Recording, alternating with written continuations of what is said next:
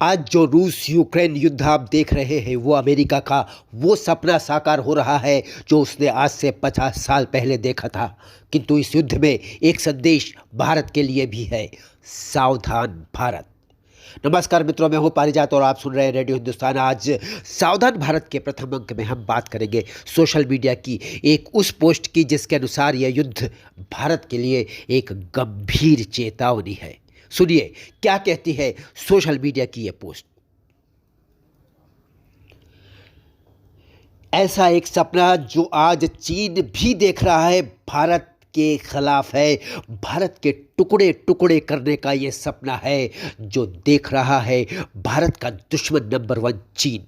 द्वितीय विश्व युद्ध के बाद से 45 वर्षों तक शायद ही कोई अवसर ऐसा आया हो जब सोवियत रूस और संयुक्त राष्ट्र अमेरिका की किसी वैश्विक मुद्दे पर आम सहमति बनी हो। दोनों महाशक्तियां हर मौके पर अपनी ताल ठोकते रहे, चाहे चांद पर कदम की बात हो या भारत चीन पाकिस्तान के रिश्ते तय करने हो, वियतनाम हो या फिर अफगानिस्तान। दोनों महाशक्ति 36 के आंकड़े के साथ दुनिया के सामने खड़ी हुई थी और इस तरह 1945 से चले शीत युद्ध के साए में 40 साल गुजर गए और तीसरी दुनिया के देश अपने अस्तित्व को बचाए रखने के लिए किसी एक का दामन पकड़कर पीछे पीछे चलते रहे, जब तक कि दिसंबर 1991 में सोवियत संघ टुकड़े टुकड़े में 15 हिस्से में बंट नहीं गया।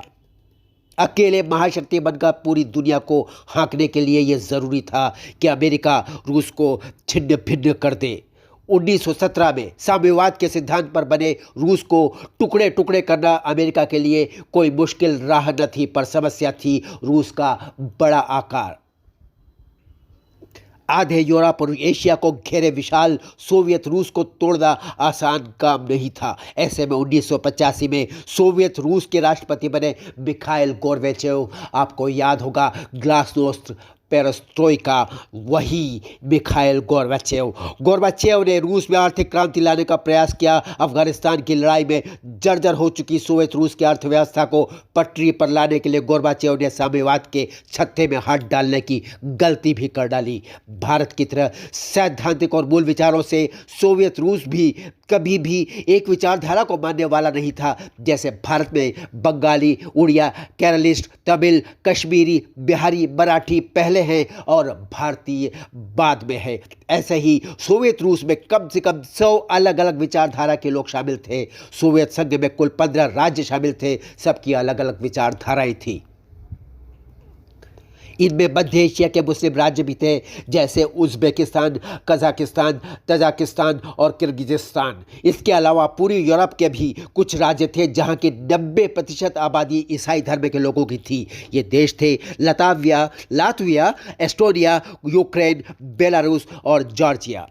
रशिया सोवियत संघ में क्षेत्रफल के मामले में सबसे बड़ा राज्य था, जो सबसे अमीर और सबसे ताकतवर भी था। इन्हीं सब विविधताओं को अमेरिका और यूरोप ने नफरत से और ईर्ष्या की दृष्टि से देखा और उसका फ़ायदा उठाने की कोशिश की और फ़ायदा उठा भी लिया।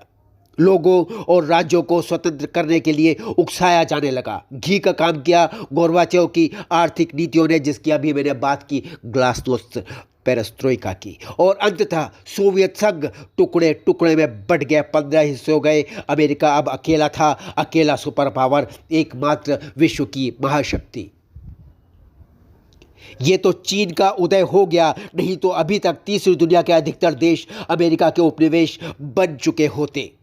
अब आज के भारत और भारत में रहने वाले आज के लोगों की बात कर लेते हैं। पिछले बजट सत्र में राहुल गांधी ने संसद में एक चौंकाने वाला बयान दिया था। अगर आप लोगों को याद हो, भारत कोई राष्ट्र नहीं है बल्कि अलग अलग राज्यों का समूह है।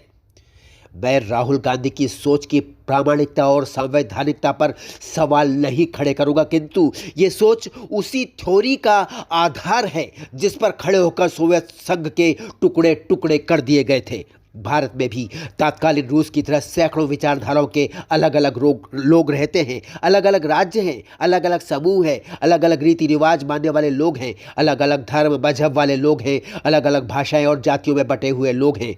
ये सब तो ठीक है, ये तत्कालीन सोवियत रूस और भारत में समानता है, किंतु पिछले 7-8 वर्षों में एक और समानता ने जन्म लिया है, बल्कि कहें तो ये समानता फली फूली है, और वो है भारत का आर्थिक महाशक्ति बनने की दिशा में बढ़ते हुए कदम।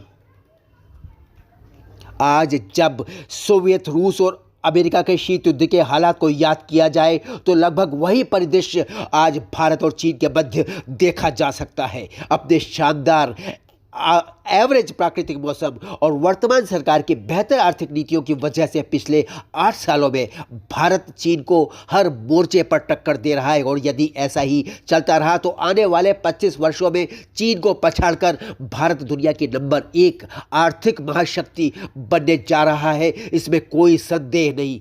लेकिन ये बात चीन को कैसे बर्दाश्त हो सकती है? इसलिए चीन ने अपनी समस्त नीतियों और अपनी सारी कोशिशों को भारत के खिलाफ, भारत को रोकने के लिए लगा दिया है। बेहतर होगा कहा जाए कि भारत को रोकने में नहीं, भारत को तोड़ने में उसने अपनी शक्तियों को लगा दिया है और इसके लिए केरल से लेकर पंजाब तक, असम से लेकर बंगाल तक भारत की विभिन्न विचारधाराओं के लोगों को केंद्र के विरुद्ध यानी केंद्र सरकार के विरुद्ध भड़काया जा रहा है। कभी सिखों को सामने करके, कभी शाहीन बाग बना करके, कभी टिकैत को सड़कों पर बैठाकर, तो कभी ममता बनर्जी से संविधान के तार तार करवाकर विदेशों से भारत को तोड़ने के अभियान चलाए जाते हैं। कभी अमेरिका के रेहाना को तो कभी ग्रेटा थनबर्ग को भारत की लोकप्रिय सरकार की आलोचना करने के लिए मीडिया के थ्रू भारत में लॉन्च किया जाता है। भारत तेरे टुकड़े होंगे इंशाअल्लाह इंशाअल्लाह। ये नारे लगाने वाले लोगों को विदेशों से फंडिंग मिलती है। राज्यों के अधिकारों के नाम पर अलग अलग राज्यों की जनता को भड़काया जाता है। कुल मिलाकर बस एक चिंगारी की देर है और चीन का सपना साकार होने में देर नहीं लगेगा। भारत भी सोवियत रूस की तरह टुकड़े टुकड़ों में टूट जाएगा और तब दिल्ली की सर्जिकल स्ट्राइक, याद रखिए, दिल्ली की सर्जिकल स्ट्राइक इस्लामाबाद पर नहीं होगी, हैदराबाद की जयपुर पर होगी।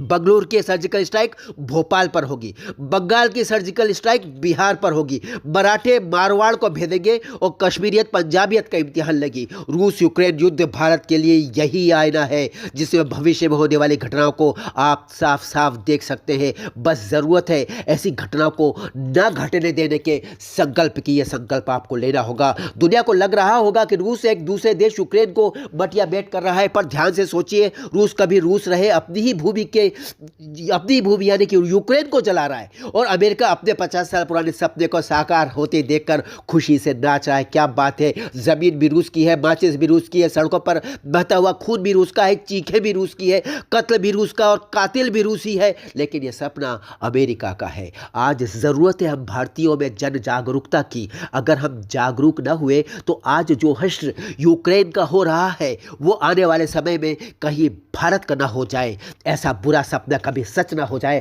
भारत को जागना होगा और होना होगा सावधान। सावधान भारत।